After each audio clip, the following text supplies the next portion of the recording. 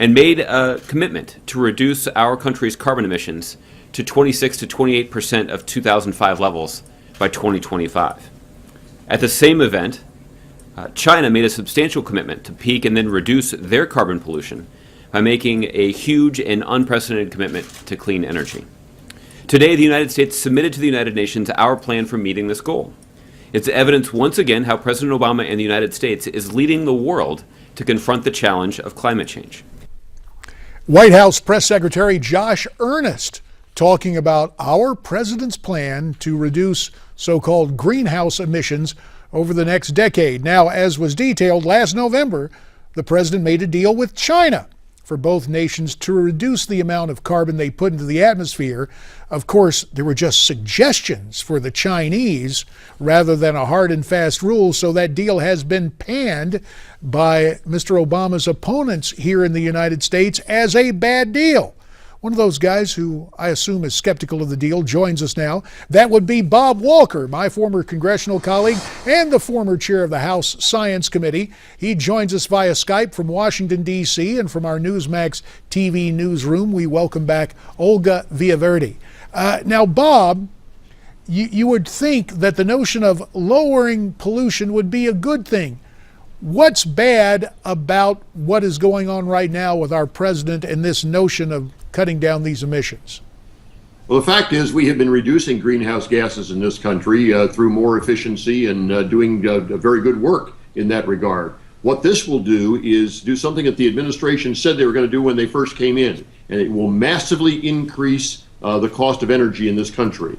When you massively increase the cost of energy here, it means you increase the cost of your products going into the world market. At the same time, we've made a deal with China that says that China doesn't have to do anything until 2030. This is just a terrible idea for the United States. Bob, let me ask you this. Congressional Republicans warned this plan could be undone once the president leaves office. Now, do you expect the U.S. to not honor the president's commitment to China? Well, I think that we will not back out, but I think we'll go and try to get China to comply with what we're doing, or make it clear to the world that until everybody is willing to agree to higher energy prices in order to deal with climate change, that the United States is going to follow the rest of the world, not just do this on their own and take itself out of competitive markets. And this essentially is another episode where the president is using his pen and phone and executive authority to do this without the permission of Congress. Oh, and we should add for good measure, Bob, it's not only China, but India that continues to have some major pollution problems. Isn't that correct? That's absolutely right, and you're absolutely right about the situation here in Washington. This is such a huge commitment, and it will have so far-reaching impacts on our economy that you would think that it's something that you would want to take to the Congress to make certain that Congress is on board on this. The fact is that Congress is likely to act to say that the plan that the president submitted is unacceptable to the Congress of the United States. And Bob, let me ask you this. I mean, putting the climate change debate aside, if we could keep our world cleaner, isn't that something we should try to accomplish anyway? Absolutely, and it's something that I've worked for a long time. I'm a big believer in moving to a hydrogen economy where you can have clean energy that has no emissions on it, and particularly moving our transportation system in that way. There's a lot of technological work being done to move in that direction. So I think we do that because it's good for us for the future and for building our economy. The way in which the president's approaching this is exactly the opposite thing. It's undermining our economy by raising energy costs. Yeah, it's interesting they call these green initiatives, Bob. There's another kind of green, the green of money in wages paid. If we go through with this, what will be the cost in your mind in terms of American jobs? We've got about a minute remaining. Well, I think that you'll have a large impact on American jobs. Look, we're moving more and more toward a robotic economy anyway, where robots are going to replace people in a lot of manufacturing instances. So this just leads us faster in that regard. Businesses are going to change, but they're not going to change in a way that produces more jobs. And so all this regulation and this effort, really a unilateral effort, may cost us some jobs. Bob Walker, we thank you for your time. We're going to ask you to stand by because we're not rolling our eyes. We are concerned about what the president is doing, and we are looking toward the heavens, perhaps in prayer, but also because of what is happening in space. One half of a set of twins back in orbit for the United States. He just had to hitch a ride with the Russians. We'll talk about that next with Bob Walker.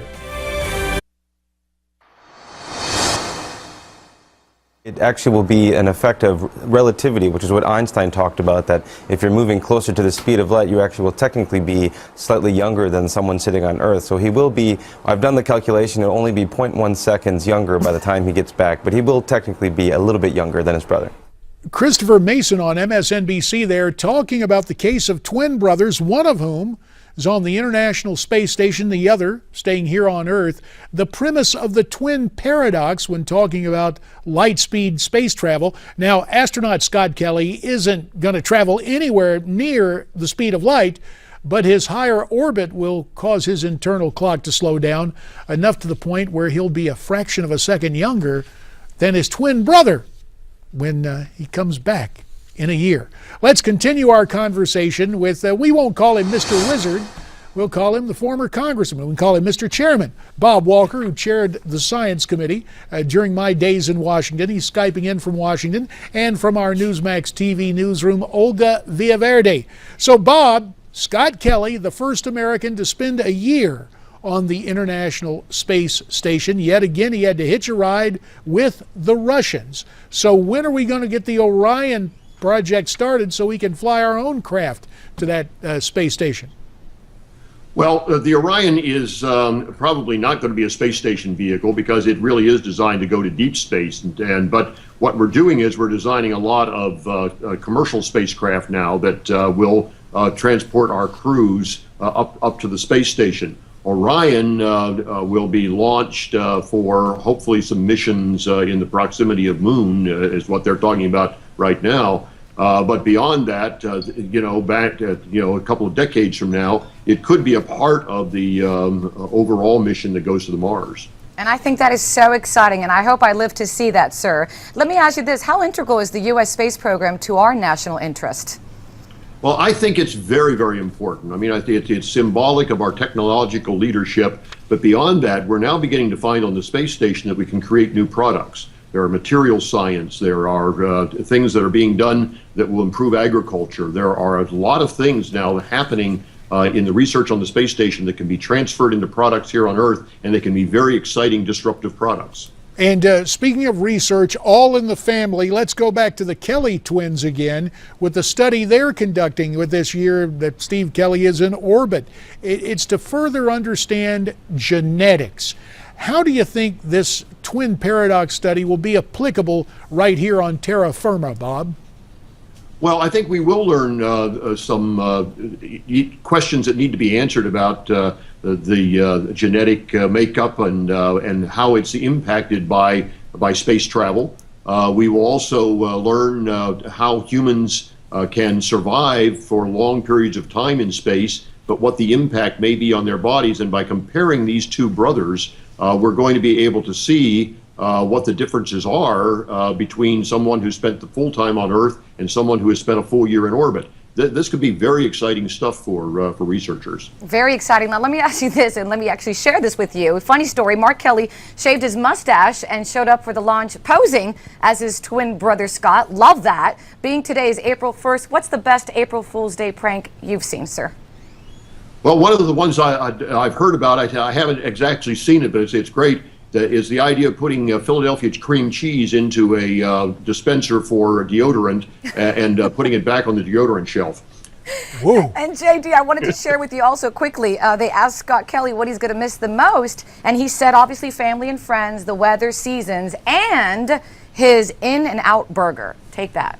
Yeah, I can sympathize with that. Yes, I can too. And if you noticed, Bob, he gave the answer first doing what astronauts and guys who've served in public office always do. Of course, family, friends, but then the food. Of course. I wonder if the priorities were really reversed there. I'm not saying anything bad about Politically astronaut correct, Kelly. right, JD? Well, you just have to take into account all of those things. We'll note for the record as I abscond to Arizona, albeit not in Earth orbit, to get there later on today to see family and friends for Easter. Bob Walker, we hope you have a blessed Easter, sir. We thank you very much for your time as we continue to get updates on science and what's happening. And I've got a few thoughts on the border when we come back. The way I see it, just ahead on America's Forum.